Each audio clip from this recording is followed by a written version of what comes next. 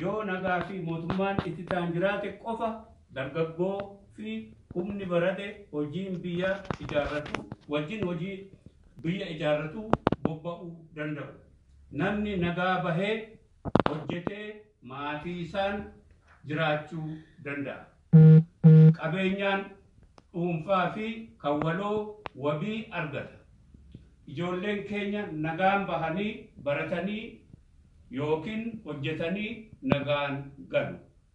Jibbaa fi lolarraa jaalalaa fi waltumsuutu saba keenya gidduutti dagaaga.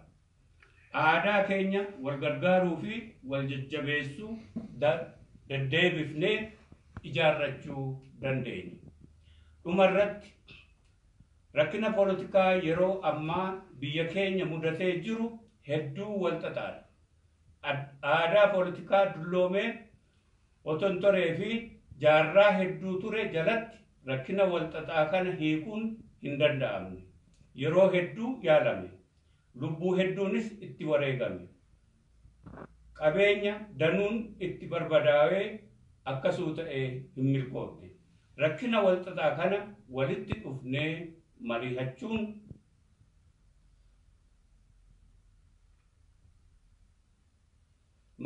mari'atuun yoo kana tolfanne qofa keessaa bahuu dandeenya. Ammatti karaan jiru tokkichi mootummaa ce'umsaa biyyoolessa Oromiyaa kan bu'uura nagaa mootummootaa fi naannolee kaaniif tahuu lammiilee Oromiyaa waloon ijaarrachuudha. Kunis bakkatti qooda keenya hirmaannuu fi fedhii keenya keessatti ibsannu ta'a. Akkasumas rakkina nagaa fi tasgabbii amma keessa jirru furachuu kan dandeenyu walitti dhufnee mari'annee mootummaa ce'umsaa biyyoolessa Oromiyaa yoo dhaabbanne qofaa ta'a. Addi Bilisummaa Oromoo ijaarsa mootummaa ce'umsaa kana hojiitti hiikuuf waan qabu hundaan itti bobba'ee milkeessuuf akka hojjetaa jiru mirkaneessuu feena.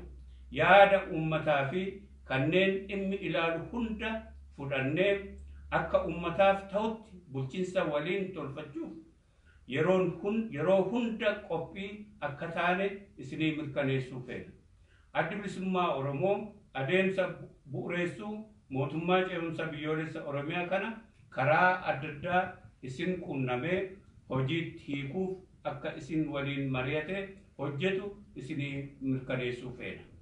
Maa irratti lammiilee Oromiyaa fi lammiilee saboota kaanii waggaa 50 darban falmaa mirga dimokiraasii mirga ummatootaa akka kabajamu fi walqixxummaa sabaa fi sablammoota falmuu irratti lubbuu isaanii dhaban hundaaf kabajaa kiyya dabarsuun barbaada. Addatti immoo kabajaa bara baraa qabsaa'ota keenya kanaan nu gahaniif haa ta'u jedha. Akkasumas humna nagaa eegdota biyyaa uummata golguu uummata waliin akka dhaabbatanii fi nagaa buusuuf otoo falmanii lubbuun isaanii darbe kabajaa fi ulfina kennuufii feena. Akkasumas addatti humna poolisii fi nagaa eegdota Finfinnee kanneen kabajaa ilma namaa tiksanii fi hojii isaanii seeraan hojiitti hiikuu yaalanii haala dhiphuu siyaasaa rakkisaa keessa maatii fi jireenya isaanii dhiisanii halkanii fi guyyaa nagaa uummataa eegan hedduun dinqisiifadha. Akkasumas namoota akka dhuunfaatti akka garee fi akka jaarmiyaatti nu bira dhaabbatanii akka murannoo keenya jabeessine bakka amma jirruun nu geessisan hunda galatoonfachuun feena. Erga waamicha mootummaa ce'umsaa biyyoolessa Oromiyaaf waamicha goonee kanneen waamicha kana nu cinaa dhaabbatanii milkeessuuf dirmatanii nu waliin hiriiraa jirtan kanneen armaan gadii galateeffachuun fedha.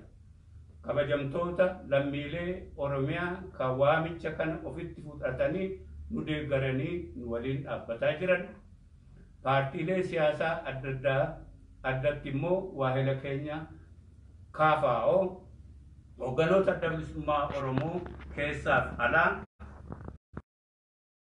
miseensota adda bilisummaa Oromoo keessaaf alaa, qeerroo bilisummaa Oromoo, qabsaa'ota bilisummaa Oromoo bakka hundaa, deeggartootaa fi hawaasa Oromoo,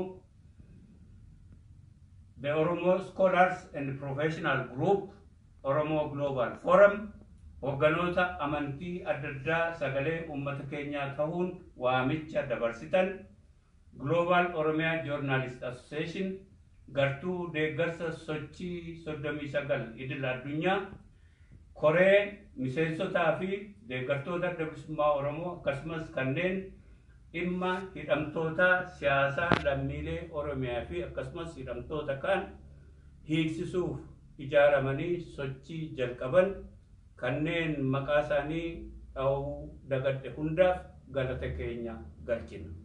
Waan na dhaggeeffattaniif galatooma. Injifannoo uummata bal'aaf.